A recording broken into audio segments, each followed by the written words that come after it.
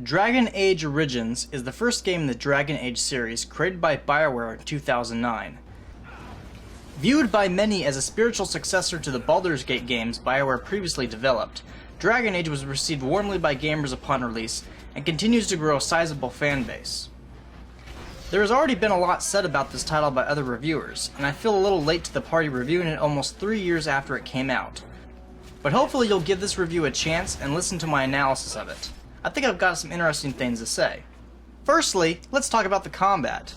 Like the Baldur's Gate games they made, BioWare has opted to go for a pausable real-time combat system where the party members you don't directly control act based on their artificial intelligence settings, which are fairly customizable. The only time combat pauses is when you bring up the ring menu to access things like consumable items and access special skills you haven't set to your hotkeys.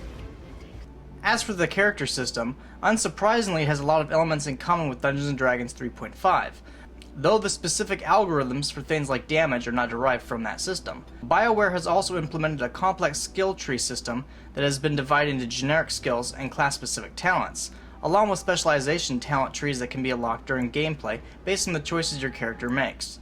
The result is that while the game has a class-based character customization system, each class can be heavily customized to perform different party roles than other characters of the same class. For example, you can have one warrior specialized in shields to be your tank, while another specializes in dual wielding, and yet another specializes in two-handed weapons. Storyline-wise, Dragon Age is a generic high fantasy story in the style of Tolkien and Gygax.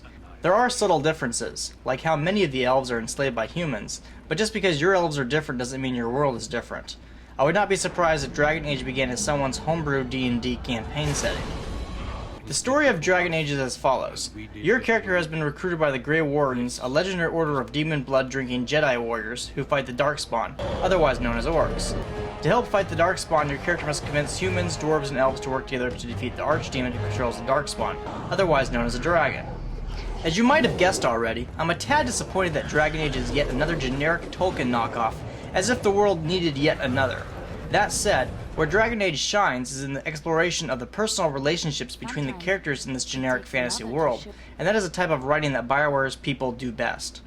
So while I do not think much of the world BioWare built, or rather borrowed extensively from other fantasy writers, I did enjoy the actual storyline of Dragon Age and think the characters, even many of the minor ones, are well developed and interesting. While I do agree with other mainstream video game reviewers that this is a wonderful title, I must disagree in that it is a better role-playing experience than you could find in Final Fantasy XIII. For the most part, both games follow static storylines and offer well-polished gameplay. Speaking more elaborately on this topic, many people have made the grand statement that Dragon Age allows true role-playing, and is some kind of revolutionary computer RPG for that reason, but I strongly disagree.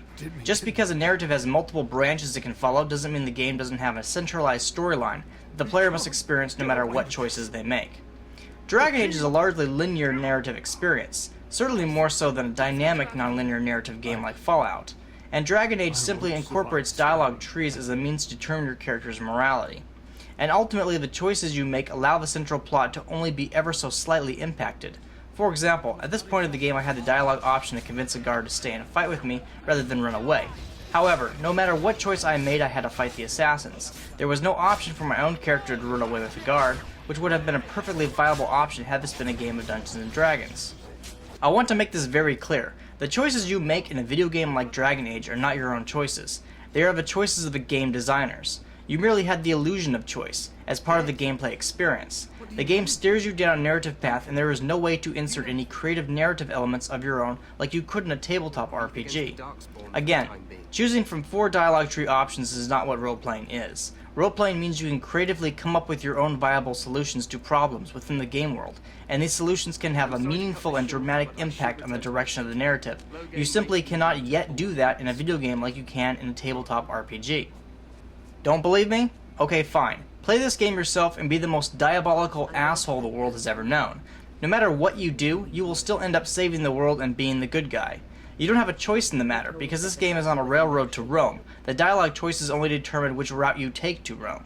From a game mechanic perspective, the dialogue choices in Dragon Age that are meaningful only determine 2 things. Firstly, what rewards you can get, and secondly, what characters you can recruit. The dialogue choices themselves make very little difference to the storyline, and when they do alter it, it's only a minor cosmetic difference, such as whether one of your companions becomes a king, or you become a king, or whatnot. Even if characters come and go from your party based on your choices, things are ultimately going to end up the same as certain milestone events must be cleared.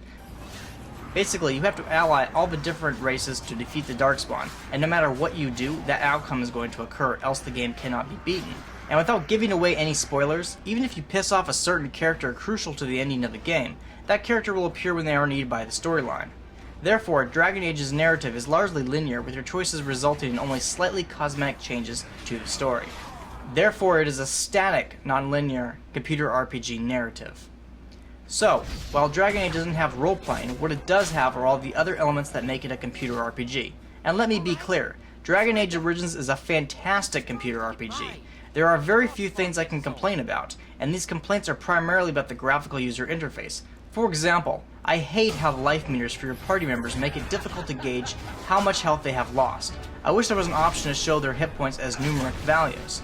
I also dislike the number of buttons I need to press through to go through the menus. I feel like I spend way too much time cycling through menu screens than I should need to.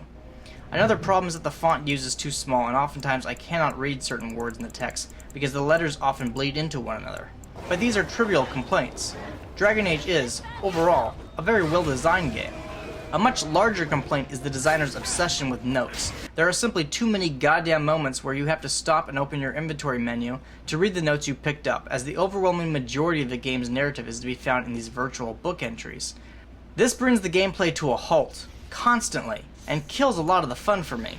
The designers should have found a better way to integrate game plot and quests without forcing the player to stop every other minute to literally read a book.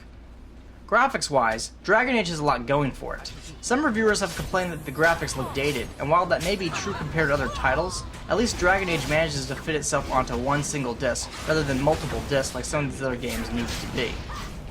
I do feel I need to point out that Dragon Age has a huge number of glitches and bugs, some of which are beneficial, like unlocking hard-to-obtain specializations without any of the intended penalties, but others have to do with abilities not fully functioning as they were intended. This makes me feel the game was rushed a bit, and while some of these errors have been fixed in patches, many of them continue to exist, and it does impact the usefulness of these abilities. For example, there is an item given to your character during a major quest chain that would give them a plus 15% healing effects bonus when worn, but the healing effect is bugged, making what should have been a very powerful item instead of a very useless item. But I don't want you to think that I hate Dragon Age. Again, it's a great game. About a year ago, I interviewed Dr. Richard Bartle, and we talked a little about games as a medium for designers to express themselves and say something. I think Dragon Age is subtle about its message, that sometimes we can't control the things that happen to us or the people we meet, but we can choose how we react. And although we may think many things, it is not what we think about doing that matters, but what we actually do. Relationships with those we are forced to work with are shaped by our behavior toward them. Now, I don't know if this is the intended message the designers had when they created this game, but it's the message I've seen in the game. Thus, I agree with Dr. Richard Bartle when he mentioned to me that he felt Dragon Age Origins was an example of a high art game. I think everyone should try playing it at least once.